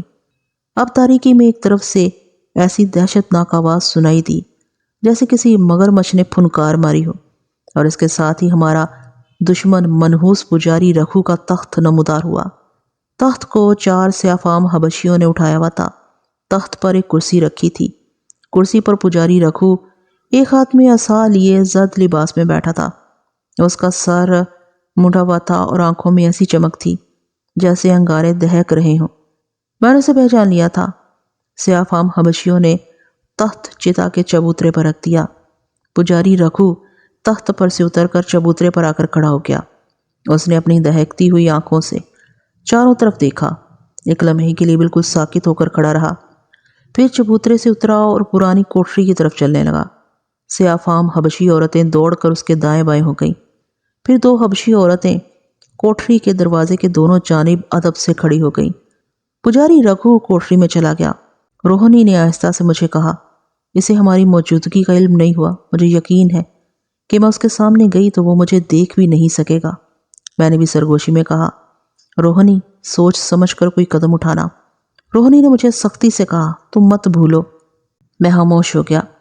روہنی نے شاید پجاری رکھو پر وار کرنے کا فیصلہ کر لیا تھا۔ اسے یقین ہو گیا تھا کہ شاید اس نے دلہن کی کھوپڑی کی جو راکھ آنکھوں میں ڈالی ہوئی ہے وہ کام کر گئی ہے اور وہ پجاری رکھو کو نظر نہیں آئے گی۔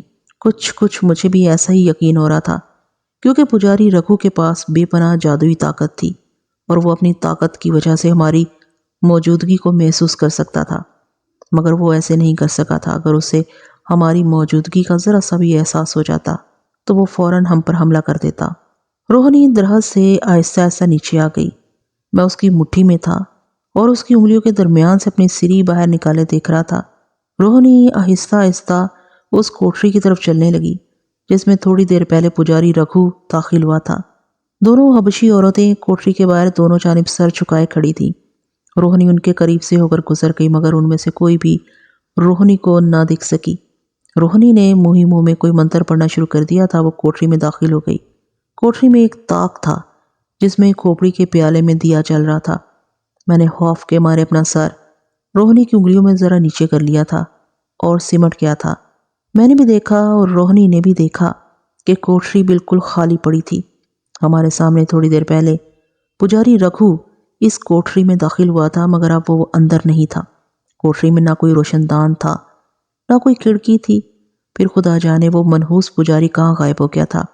کوٹری خالی دیکھ کر روہنی بھی کچھ گھبرا سی گئی تھی۔ وہ جلدی سے مڑی اور کوٹری سے باہر نکل آئی۔ جیسے ہی وہ باہر آئی، ایک بجلی سی چمکی اور سامنے پجاری رگھو کھڑا تھا۔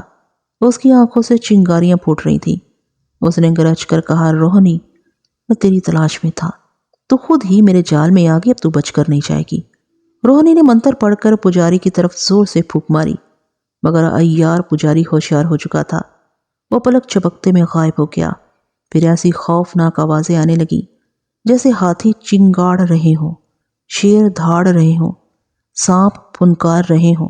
روہنی اونچی آواز میں منتر پڑھ پڑھ کر پھونک رہی تھی، مگر لگتا تھا کہ پجاری رگھو اس کی زد سے نکل چکا تھا۔ اس قیامت کی دل دہلا دینے والی چیخوں کی آوازوں میں بجلی کڑکی اور اچانک جہاں روہنی کھڑی تھی اس کے ارد گرد آگ کے شعلے بلند ہونے لگے۔ پجاری رگھو کی گرج دار آواز ایک بار پھر بلند ہوئی، روہنی، اب تو میری قید میں ہے، تجھے اب کوئی نہیں بچا سکتا، تیرے منتر مجھ پر کوئی اثر نہیں کریں گے۔ ہمارے ارد گرد آگ کی چار دیواری کھڑی ہو گئی تھی۔ روہنی نے گھبراہٹ میں مجھ سے کہا، شیروان، بھاگ کر جان بچاؤ، اور اس کے ساتھ ہی اس نے مجھے آگ کی دیوار کے اوپر سے پیچھے کی جانب اچھال دیا۔ میں روہنی کی مٹھی سے نکل کر شعلوں کی دیوار سے دوڑ کر جھاڑیوں میں آ کر گرا۔ جھاڑیوں میں گرتے ہی میں جتنی تیز رینگ سکتا تھا رینگ کر دوڑنے لگا۔ میرا رخ متھرا شہر کی طرف تھا۔ یہ میری خوش قسمتی تھی کہ پجاری رگھو کو میں نظر نہیں آیا تھا، ورنہ میں وہاں سے جان بچا کر نہیں نکل سکتا تھا۔ پجاری رگھو مجھے آسانی سے ہلاک کر سکتا تھا۔ دلہن کی کھوپڑی کی راکھ نے مجھے اس کی نگاہوں سے چھپا لیا تھا، مگر روہنی کو نہ چھپا سکی تھی۔ اس کی شاید یہ وجہ ہو سکتی ہے کہ روہنی ایک بدرو تھی، اور ایک بدرو اگر دوسری بدرو سے طاقتور ہو تو دوسری کو غیبی حالت میں بھی دیکھ لیتی ہے، اور پجاری رگھو کی بدرو بدی کے مقابلے میں معاملے میں بہت طاقتور تھی۔ اس نے شاید روہنی کو اسی وقت دیکھ لیا تھا جب وہ چتا کے چبوترے پر اپنے تخت سے اتر کر ایک پل کے لیے ساکت ہو گیا تھا۔ وہ کوٹری میں اس لیے داخل ہوا تھا کہ روہنی اس کے پیچھے ضرور آئے گی۔ کوٹری میں جا کر وہ غائب ہو گیا۔ جب میں اور روہنی کوٹری میں گئے تو کوٹری خالی تھی۔ ہم پجاری رگھو کی تلاش میں باہر آ گئے۔ باہر پجاری رگھو روہنی کو پکڑنے کے لیے اپنا طلسمی جال بچھا چکا تھا۔ چنانچہ اس کے بعد روہنی اس کے جال میں پھنس گئی، لیکن اس نے مجھے آگ کی دیوار کے اوپر سے اچھال کر بچا لیا تھا۔ اس وقت مجھے خیال آیا کہ اگر میں روہنی کی ہدایت پر عمل نہ کرتا اور مالنی بدرو کا 4 لفظی آتشی منتر پڑھ کر غائب ہو جاتا تو خدا جانے میں کسی ہاتھی یا لومڑ کے روپ میں ظاہر ہو جاتا، اور دونوں صورتوں میں میرا آگ کی 4 دیواری میں سے جان بچا کر نکلنا مشکل بلکہ ناممکن تھا، کیونکہ آگ کی یہ دیوار 10 فٹ چوڑی تھی اور اس کی تپش اتنی تھی کہ دور ہی سے آدمی جل جائے۔ مجھے روہنی کے پکڑے جانے کا افسوس تھا، مگر اس وقت مجھے اپنی جان کی فکر پڑی ہوئی تھی۔ روہنی نے کہا تھا کہ اگر ایسی صورتحال پیدا ہو جائے تو تم میری فکر نہ کرنا اور جان بچا کر سیدھا جے پور کے ویران قلعے میں پہنچنا۔ وہاں آدھی رات کے بعد درگا کی بدرو آئے گی، اسے بتانا کہ پجاری رگھو نے روہنی کو اپنے قبضے میں کر لیا اور اسے گن گن کر بدلے لے گا اور ایسی جگہ دفن کر دے گا جہاں سے شاید وہ قیامت تک باہر نہ نکل سکے گی۔ ہاں، مجھے متھرا شہر سے جے پور جانا تھا۔ میری کچھ سمجھ میں نہیں آ رہا تھا کہ ایک چھوٹے سے سانپ کی حیثیت سے میں یہ طویل سفر کیسے طے کروں گا۔ اس میں کوئی شک نہیں کہ میں انسانوں کی طرح دیکھ سکتا تھا، انسانوں کی طرح سوچ سکتا تھا۔ مجھے سردی گرمی کا احساس نہیں تھا، مگر میں غیبی حالت میں نہیں تھا۔ لوگ مجھے دیکھ سکتے تھے، اور سانپ اور انسان کی دشمنی شاید ازل سے چلی آ رہی ہے۔ آدمی جہاں کسی سانپ کو دیکھتا ہے اسے مارنے دوڑتا ہے۔ دوسری مشکل یہ تھی کہ میں صرف رینگ سکتا تھا، انسانوں کی طرح چل نہیں سکتا تھا، اور انسانوں کی طرح ٹرین میں سوار ہو کر جے پور نہیں پہنچ سکتا تھا۔ مجھے سانپ کی طرح رینگ رینگ کر متھرا شہر سے جے پور پہنچنا تھا، جو اس حالت میں مجھے ایک ناممکن بات دکھائی دے رہی تھی۔ مجھے تو یہ بھی پتا نہیں تھا کہ جے پور کی طرف کون سی سڑک جاتی ہے۔ اگر مجھے سڑک کا علم بھی ہو جاتا تو ایک چھوٹے سے سانپ کے لیے اتنے لمبے سفر میں قدم قدم پر موت کا خوف موجود تھا۔ اس علاقے میں بندر عام تھے، راستے میں جنگل بھی پڑتے تھے۔ اگر جنگل میں کسی بندر کی نظر مجھ پر پڑ گئی تو وہ میری تکا بوٹی کر سکتا تھا۔ راستے میں گاؤں بھی آتے تھے۔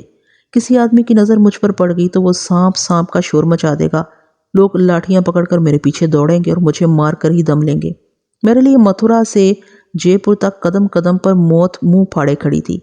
میں شمشان گھاٹ کے علاقے سے نکل آیا تھا اور اب ایک کھیت کی منڈیر پر متھرا شہر کی دور سے دکھائی دینے والی روشنیوں کی طرف دیکھ رہا تھا۔ سمجھ میں نہیں آتا تھا کہ کیا کروں۔ میرے لیے ریلوے اسٹیشن کا راستہ معلوم کرنا ہی مشکل تھا۔ میں انسانوں کی آواز میں بول کر کسی کو اپنا دکھڑا نہیں سنا سکتا تھا۔ میں صرف پھنکار سکتا تھا اور سیٹی بجا کر بات کر سکتا تھا۔ روہنی اس لیے میری زبان سمجھ لیتی تھی کہ وہ ایک بدرو تھی، اور بدروہیں دنیا کے تمام کیڑے مکوڑوں کی بولی بھی سمجھ لیتی ہیں۔ میرے ساتھ یہی ایک سہولت تھی کہ میں اندھیرے میں بھی دیکھ سکتا تھا۔ سانپ اندھیرے میں بھی دیکھ سکتے ہیں، لیکن مجھے اس کا کوئی فائدہ نہیں تھا، کیونکہ مجھے معلوم ہی نہیں تھا کہ کون سا راستہ ریلوے اسٹیشن کو جاتا ہے۔ مجھے یہ بھی علم نہ تھا کہ اگر میں ریلوے اسٹیشن پہنچ بھی گیا تو ٹرین میں کیسے سوار ہوں گا۔ اسٹیشن پر تو روشنیاں ہوں گی، وہاں تو لوگ مجھے آسانی سے دیکھ لیں گے اور مجھے ایک سیکنڈ میں کچل دیں گے۔ روہنی نے ایک اور بڑی خوفناک بات کہی تھی۔ اس نے کہا تھا کہ اگر تمہیں کسی نے کچل دیا، مار دیا، تو تم مرو گے نہیں بلکہ غائب ہو جاؤ گے، اور غائب ہونے کے 1 گھنٹے یا 1 دن بعد یا تو اپنی اصلی شکل میں ظاہر ہو جاؤ گے یا پھر دوبارہ سانپ کی شکل میں ظاہر ہو جاؤ گے۔ میں ان پریشان خیالات میں الجھا کھیتوں میں سے رنگتا ہوا ایک میدان میں نکل آیا۔ میں نے گردن اٹھا کر ایک جانب دیکھا۔ مجھے کچھ فاصلے پر ریلوے سگنل کی سرخ بتی نظر آئی۔ میں نے سوچا اگر میں ریلوے لائن پر پہنچ کر ریل کی پٹری کے ساتھ ساتھ اپنا سفر شروع کر دوں تو ایک نہ ایک دن جے پور پہنچ جاؤں گا۔ مگر سوال یہ تھا کہ مجھے یہ کیسے پتا چلے گا کہ یہ ریل کی پٹری جے پور کی طرف ہی جاتی ہے۔ متھرا سے جے پور جاتے ہوئے راستے میں آگرہ کا وہ شہر آتا ہے اور وہاں سے جے پور کے لیے ریلوے لائن بدلنی پڑتی ہے۔ اگر بالفرض محال میں آگرہ تک پہنچ بھی جاتا ہوں تو مجھے کون بتائے گا کہ فلاں ریلوے لائن جے پور کی طرف جاتی ہے؟ میں سخت مشکل میں پھنس گیا تھا۔ میری عقل جواب دے گئی تھی۔ صرف ایک خدا کا سہارا ہی تھا، اور میں دل میں اسی سے مدد کی دعائیں مانگ رہا تھا۔ جھاڑیوں، سرکنڈوں اور سوکھی گھاس میں رینگتے رینگتے آخر میں سگنل کی سرخ بتی کے قریب پہنچ گیا۔ ریلوے لائن زمین سے اونچی تھی۔ میں اوپر آ کے میں نے دیکھا کہ میرے بائیں جانب دور متھرا ریلوے اسٹیشن کی روشنیاں جھلملا رہی تھیں۔ دائیں جانب ریل کی پٹری دور تک چلی گئی تھی۔ میں نے آسمان پر نگاہ ڈالی اور تاروں کی مدد سے معلوم کرنے کی کوشش کی کہ پچھم یعنی جنوب کس طرف ہے، کیونکہ متھرا سے شمال کی جانب دلی تھا اور جنوب کی طرف آگرہ تھا، جہاں سے مشرق کی جانب جے پور کے لیے ریلوے لائن بدلتی تھی۔ اگر دن کا وقت ہوتا تو مجھے سورج سے اندازہ ہو سکتا تھا کہ شمال جنوب کس طرف ہے، مگر رات کے وقت کچھ پتہ نہیں چل رہا تھا۔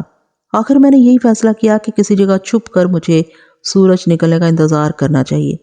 ریلوے لائن کے ساتھ ساتھ جنگلی جھاڑیاں دور تک چلی گئی تھیں۔ میں ایک جھاڑی میں گھس کر بیٹھ گیا اور سوچنے لگا کہ میں کہاں سے چلا تھا اور کہاں آ گیا ہوں، کیا تھا اور کیا ہو گیا ہوں۔ میرے آباء و اجداد میں سے بھی کسی نے تصور نہیں کیا ہوگا کہ وہ انسان سے سانپ بن جائے گا۔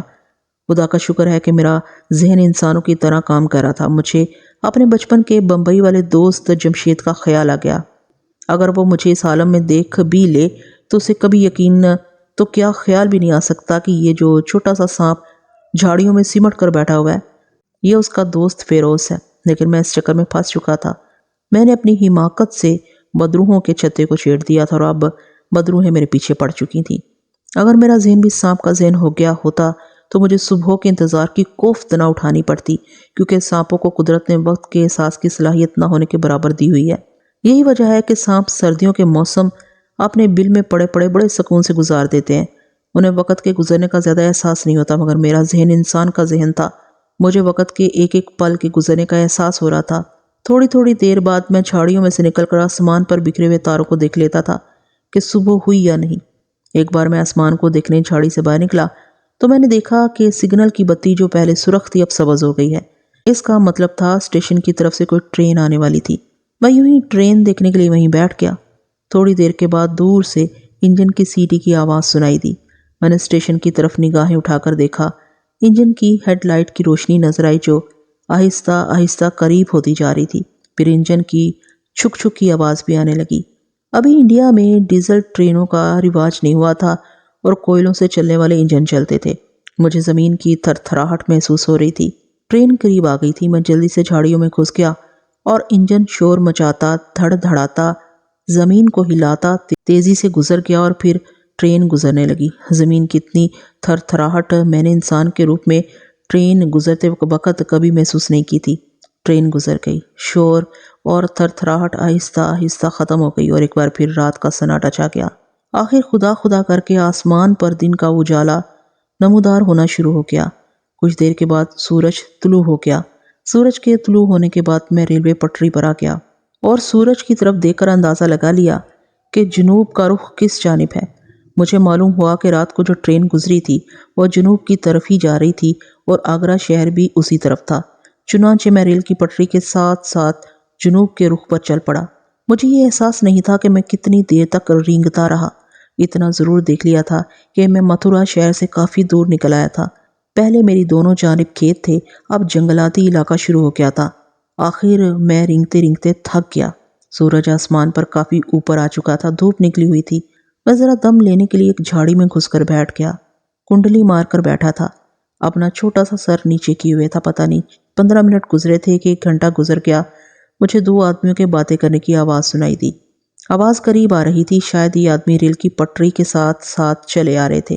جب وہ قریب آئے تو مجھے ان کی گفتگو سنائی دینے لگی۔ ایک آدمی دوسرے سے کہہ رہا تھا، یہاں کچھ ہے۔ دوسرے نے کہا، مجھے بھی ایسے ہی لگ رہا ہے۔ پہلے کی آواز ہی بڑا انمول کیڑا لگتا ہے۔ میں ابھی یہ سوچ ہی رہا تھا کہ یہ کون لوگ ہو سکتے ہیں اور کس انمول کیڑے کی بات کریں کہ اچانک مجھے بین کی آواز آنے لگی۔ میں فوراً سمجھ گیا کہ یہ سپیرے ہیں اور انہوں نے میری بو سونگھ لی ہے اور اب مجھے پکڑنا چاہتے ہیں۔ میں نے وہاں سے بھاگنے کی کوشش کی تو مجھے یوں محسوس ہوا کہ میں خواہش کے باوجود بھاگ نہیں سکتا تھا۔ بھاگنے کو میرا جی نہیں چاہتا۔ بین کی آواز نے مجھ پر ایک جنون کی کیفیت طاری کر دی تھی۔ میرا ذہن ضرور انسان کا تھا مگر میرا جسم سانپ کا تھا، اور سانپ کے کان نہیں ہوتے بلکہ وہ اپنے جسم کے مساموں سے سنتا ہے۔ میرے جسم کے مساموں پر بین کی آواز کا اثر ہونے لگا تھا۔ میرا جی بے اختیار جھومنے کو چاہ رہا تھا۔ بین کی لے تیز ہوتی جا رہی تھی۔ میرا سر اپنے آپ اوپر کو اٹھ گیا اور چھوٹا سا پھن بھی خود بخود کھل گیا اور میں بین کی آواز پر جھومنے لگا۔ اس کے تھوڑی دیر بعد مجھے ایسے لگا جیسے کوئی چھڑی سے جھاڑی کی شاخوں کو ادھر ادھر ہٹا رہا ہے۔ میں سمجھ گیا تھا کہ یہ سپیرا ہے اور مجھے پکڑنے کی کوشش کر رہا ہے۔ میں اس کے چنگل سے نکل کر بھاگ جانا چاہتا تھا مگر میرے جسم نے میرا حکم ماننے سے انکار کر دیا تھا۔ وہ بین کی آواز پر اسی طرح جھوم رہا تھا۔ بین کی آواز نے مجھ پر جادو سا کر دیا تھا۔ آخر وہی ہوا جس کا مجھے ڈر تھا۔ بین کی آواز پر مست ہو کر میں جھاڑی سے باہر نکل آیا۔ میں نے دیکھا کہ ایک سپیرا بیٹھا بین بجا رہا ہے اور دوسرا اس کے پاس بیٹھا ہے۔ اس نے پٹاری کھول کر سامنے رکھی ہوئی ہے، اس کے ہاتھ میں کپڑا ہے۔ جیسے ہی میں جھومتا ہوا جھاڑی سے باہر نکلا، دوسرے آدمی نے مجھ پر کپڑا پھینکا اور ہاتھ سے پکڑ کر اٹھا لیا اور پٹاری میں ڈال کر پٹاری کا منہ بند کر دیا۔ یہ ایک مصیبت پر دوسری مصیبت نازل ہو گئی تھی مگر میں مجبور تھا، سوائے صبر کرنے کے اور کچھ نہیں کر سکتا تھا۔ پٹاری کے اندر گرتے ہی مجھے محسوس ہوا کہ پٹاری میں پہلے سے ایک سانپ موجود تھا۔ پٹاری میں خوب اندھیرا تھا مگر میں اس اندھیرے میں ایک نسواری رنگ کے سانپ کو دیکھ رہا تھا۔ اس نے گردن اٹھا کر آہستہ سے پھنکار ماری اور سانپوں کی زبان میں پہلا سوال ہی یہی کیا کہ تم کون ہو؟ میں نے سانپوں کی زبان ہی میں کہا، تم دیکھ رہے ہو میں بھی ایک سانپ ہوں۔ نسواری سانپ نے کہا، تم سانپ نہیں ہو۔ میں نے پوچھا، اگر سانپ نہیں ہوں تو پھر میں کیا ہوں؟ نسواری سانپ نے کہا، تم انسان ہو، تمہیں کسی نے جادو کے زور سے سانپ بنا دیا ہے۔ میں نے کہا، اگر تمہیں پتہ چل ہی گیا ہے تو میرے بھائی میں واقعی سانپ نہیں ہوں، انسان ہوں، اور ایک جادوگر نے مجھ پر جادو کر کے مجھے سانپ بنا دیا ہے۔ نسواری سانپ نے پوچھا، تم ریل کی پٹری کے پاس کیا کر رہے تھے؟ میں نے کہا، جے پور اپنے مرشد کے پاس جانا چاہتا تھا کیونکہ وہی جادو کا اثر ختم کر کے مجھے پھر سے سانپ کی جون سے انسان کی شکل میں واپس لا سکتے ہیں۔ نسواری صاحب بولا، جے پور تو یہاں سے بہت دور ہے، تم تو وہاں نہیں پہنچ سکتے تھے۔ میں نے کہا میں اسی پریشانی میں جھاڑیوں میں چھپ کر بیٹھا تھا کہ جے پور کیسے پہنچوں گا کہ سپیرے نے اپنی بین سے مجھے مست کر کے پکڑ لیا۔ نسواری صاحب کہنے لگا، تمہارا پکڑا جانا تمہارے حق میں اچھا ثابت ہوا ہے۔ یہ تم کیسے کہہ سکتے ہو؟ میں نے پوچھا۔ نسواری صاحب بولا، یہ میں اس لیے کہہ رہا ہوں کہ یہ سپیرے جے پور ہی جا رہے ہیں۔ نسواری صاحب کی زبان سے یہ بات سن کر میں خوش ہو گیا۔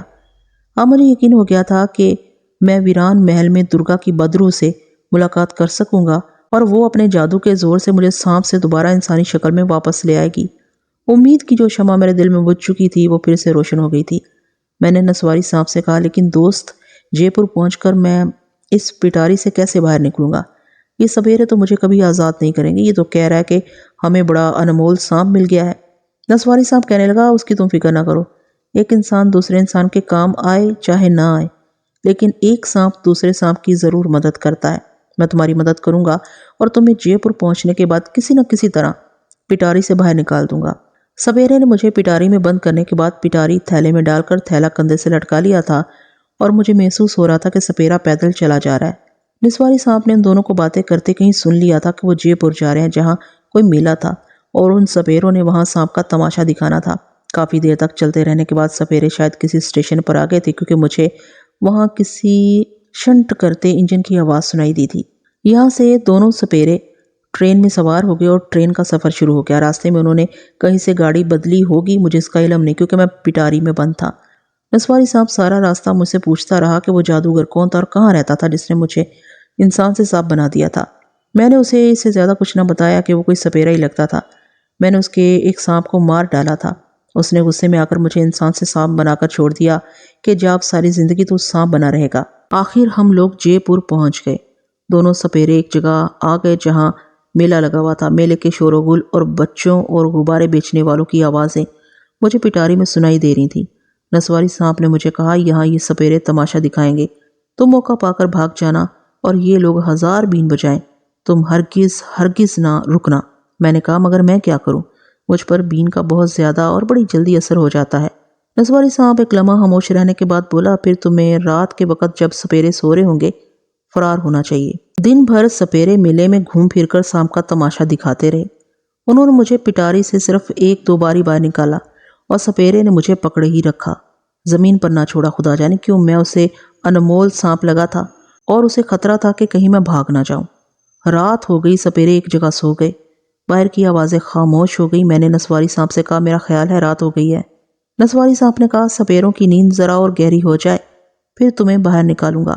جب نسواری صاحب کو یقین ہو گیا کہ سپیرے اب گہری نیند سو رہے ہیں تو اس نے کہا، میرے ساتھ مل کر زور لگاؤ۔ ہم نے اپنے سر پٹاری کے ڈھکن کے اندر کی جانب لگائے اور اسے اوپر کی طرف دھکیلنا شروع کر دیا۔ تھوڑی سی کوشش کے بعد پٹاری کا ڈھکن ایک طرف سے تھوڑا سا اٹھ گیا۔ نسواری صاحب مجھ سے بڑا تھا، اس نے اپنا سر اندر ڈال کر ڈھکنے کو اور زیادہ اٹھا دیا اور بولا، جاؤ باہر نکل جاؤ۔ میں ٹیرے ڈھکنے میں سے رینگ کر نکل گیا۔ پٹاری کپڑے کے تھیلے میں بند تھی۔ پٹاری سے نکل کر کپڑے کے تھیلے میں سے رینگ کر باہر آ گیا۔ باہر آ کر میں نے دیکھا کہ آسمان پر تارے نکلے ہوئے تھے۔ سپیرے ایک جھیل کے کنارے درخت کے نیچے سو رہے تھے۔ میں چھوٹے سائز کا تھا، بڑی تیزی کے ساتھ ان کے قریب سے نکل کر جھیل کے کنارے کنارے رینگنے لگا۔ مجھے جے پور کے ویران محل میں پہنچنا تھا۔ اگرچہ میرا ذہن انسان کا تھا مگر میرے اندر سانپ کی تمام خصوصیات بیدار ہو چکی تھی۔ مثلاً میں اندھیرے میں دیکھ سکتا تھا اور بہت دور سے کسی بو کو یا نمی کو محسوس کر لیتا تھا۔ سانپ میں ایک اور خاص بات یہ بھی ہوتی ہے کہ قدیم تاریخی عمارتوں کے کھنڈروں کی بو بہت پسند کرتا ہے اور ان کھنڈروں اور پرانے قلعوں کی بو سے کئی میل سے آ جاتی ہے۔ میں جھیل کے ساتھ ساتھ رینگتا چلا جا رہا تھا کہ اچانک مجھے ہوا کے جھونکے کے ساتھ کسی ویران قلعے کے کھنڈر کی نمدار بو محسوس ہوئی۔ مجھے یقین نہیں تھا کہ درگا بدرو والے ویران محل کی ہی بو ہے، لیکن میں نے بو کا تعاقب شروع کر دیا کہ وہاں چل کر معلوم ہو جائے گا کہ یہ وہی ویران محل ہے یا کوئی اور ہے۔ رات کا وقت تھا اور یہ شہر کے باہر کا علاقہ تھا۔ ہر طرف خاموشی اور اندھیرا تھا۔ شہر کی روشنیاں بائیں جانب کافی فاصلے پر تھی۔ پرانے محل کے کھنڈر کی بو مجھے ایک ویران محل کے پاس لے آئی۔ میں نے دیکھا کہ محل کے باہر چوکیدار پہرا دے رہے تھے۔ میں نے فوراً اسے پہچان لیا۔ یہ درگا بدرو کا سیبی محل ہی تھا جو بھارت کے محکمہ آثار قدیمہ کی تحویل میں تھا۔ میں راستے سے واقف تھا۔ روہنی بدرو نے مجھے جس راہ دری سے لے کر درگا بدرو کے تہانے میں لے گئی تھی میں اس راہدری میں آ گیا۔ ہر طرف ہو کا عالم تھا، نادم نادم ذات۔ ویران قلعے کے اندر اس ویران محل کی خاموشی سے ویسے ہی خوف سا محسوس ہوتا تھا۔ مجھے معلوم تھا کہ درگا بدرو آدھی رات کو وہاں آیا کرتی تھی۔ میرا خیال تھا کہ ابھی آدھی رات نہیں ہوئی تھی، لیکن میں نے سوچ لیا تھا کہ اگر رات آدھی سے زیادہ گزر چکی اور درگا بدرو وہاں آ کر جا بھی چکی ہوگی تو میں وہیں چھپ کر دوسری رات کا انتظار کروں گا۔ اب میری نجات درگا بدرو کے پاس ہی تھی۔ اس میں کوئی شک نہیں کہ مجھے بدرو مالنی کا بتایا ہوا 4 لفظوں کا منتر یاد تھا، جس کو پڑھ کر میں سانپ سے انسان کے روپ میں آ سکتا تھا، مگر اس میں خطرہ صرف اس بات کا تھا کہ انسان کی بجائے میں کسی دوسرے جانور، درندے یا دوبارہ کسی بڑے سانپ کے روپ میں بھی ظاہر ہو سکتا تھا۔ مالنی کے سامنے جب میں منتر پڑھ کر چمگادڑ کے روپ میں آیا تھا تو مالنی بدرو میرے سامنے بیٹھی تھی اور میری نگرانی کر رہی تھی۔ وہ چاہتی تھی کہ میں چمگادڑ کے روپ میں ظاہر ہوں، لیکن اب میں اکیلا تھا اور روہنی نے بھی مجھے اس منتر کے خطرناک نتائج سے آگاہ کر دیا تھا۔ یہ منتر تو میں صرف اس وقت ہی پڑھ سکتا تھا جب میرے سامنے دوسرا کوئی راستہ نہ ہو۔ میں راستہ تلاش کرتے کرتے آخر ویران محل کے اس تہھانے میں آ گیا جہاں درگا کی بدرو اس روز ظاہر ہوئی تھی۔ تہھانے میں موت کی خاموشی چھائی ہوئی تھی۔ گپ اندھیرا تھا، مگر سانپ ہونے کی وجہ سے مجھے اندھیرے میں بھی دکھائی دے رہا تھا۔ محرابی ستونوں کے درمیان جہاں اس روز درگا کی بدرو ظاہر ہوئی تھی، اندھیرے کے سوا کچھ بھی نہیں تھا۔ میں تہھانے کے کونے میں کنڈلی مار کر بیٹھا بڑے غور سے محرابی ستونوں کی طرف دیکھ رہا تھا کہ شاید وہاں درگا کی بدرو نمودار ہو جائے۔ کچھ ہی دیر کے بعد مجھے عجیب سی ڈراؤنی آواز سنائی دی۔ میں چوکنا ہو گیا۔ ڈراؤنی آواز دور سے قریب آتی محسوس ہو رہی تھی۔ یہ کسی عورت کی آواز تھی اور مجھے ایسے محسوس ہوتا تھا جیسے کوئی اس عورت کو آگ میں زندہ جلا رہا ہے۔ پھر ایک خوفناک چیخ بلند ہوئی۔ میں اپنی جگہ پر بیٹھے بیٹھے کانپ گیا۔ چیخ کی آواز خاموش ہو گئی، لیکن اس کی بازگشت دیر تک سنائی دیتی رہی۔ ایک بار پھر سناٹا چھا گیا۔ اچانک محرابی ستونوں کے درمیان دھوئیں کا ایک ستون نمودار ہوا۔ میں اسے دیکھنے لگا۔ دھوئیں کے ستون نے ایک عورت کی شکل اختیار کر لی۔ میں نے اسے پہچان لیا۔ یہ درگا کی بدرو تھی۔ اس نے اپنی بیٹھی ہوئی ڈراؤنی آواز میں مجھ سے مخاطب ہو کر کہا، میں جانتی ہوں تم یہاں کس لیے آئے ہو، مگر میں تمہاری کوئی مدد نہیں کر سکتی۔ میں نے سانپ کی آواز میں کہا، درگا اپنے بھگوان کے لیے میری مدد کرو۔ میں عجیب مصیبت میں مبتلا ہو گیا ہوں۔ روہنی کو پجاری رگھو پکڑ کر لے کے آیا۔ مجھے کچھ معلوم نہیں وہ کہاں ہے۔ درگا کی بدرو نے کہا، میں جانتی ہوں وہ کہاں ہے، مگر میں تمہاری کوئی مدد نہیں کر سکتی۔ میں نے اس کی منت کرتے ہوئے کہا، درگا تم روہنی کی بچپن کی سہیلی ہو۔ روہنی نے مجھے خاص طور پر کہا تھا کہ اگر اس کو پجاری رگھو اپنے قبضے میں کر لے تو میں تمہارے پاس آ کر تمہیں سارے واقعات بیان کروں۔ اس نے کہا تھا کہ تم ہی میری اور اس کی مدد کر سکتی ہو۔ درگا کی بدرو بولی، روہنی پوری بدرو نہیں ہے۔ اگر وہ پوری بدرو ہوتی تو اسے پجاری رگھو کی طلسمی طاقت کا ضرور اندازہ ہوتا، مگر وہ پجاری رگھو کی طاقت سے واقف نہیں تھی۔ میں روہنی کی بھی کوئی مدد نہیں کر سکتی۔ میں نے کہا، اگر تم روہنی کی مدد نہیں کر سکتی تو کم از کم مجھے اس عذاب سے نجات دلاؤ اور مجھے سانپ سے دوبارہ انسانی شکل میں لے آؤ۔ اس کے بعد میں خود روہنی کی تلاش کا کوئی راستہ نکال لوں گا۔ درگا کی بدرو نے سخت لہجے میں کہا، تم بار بار یہ بات نہ دہراؤ۔ میں نے تمہیں کہہ دیا ہے کہ تمہاری مدد کرنا میری طاقت سے باہر ہے۔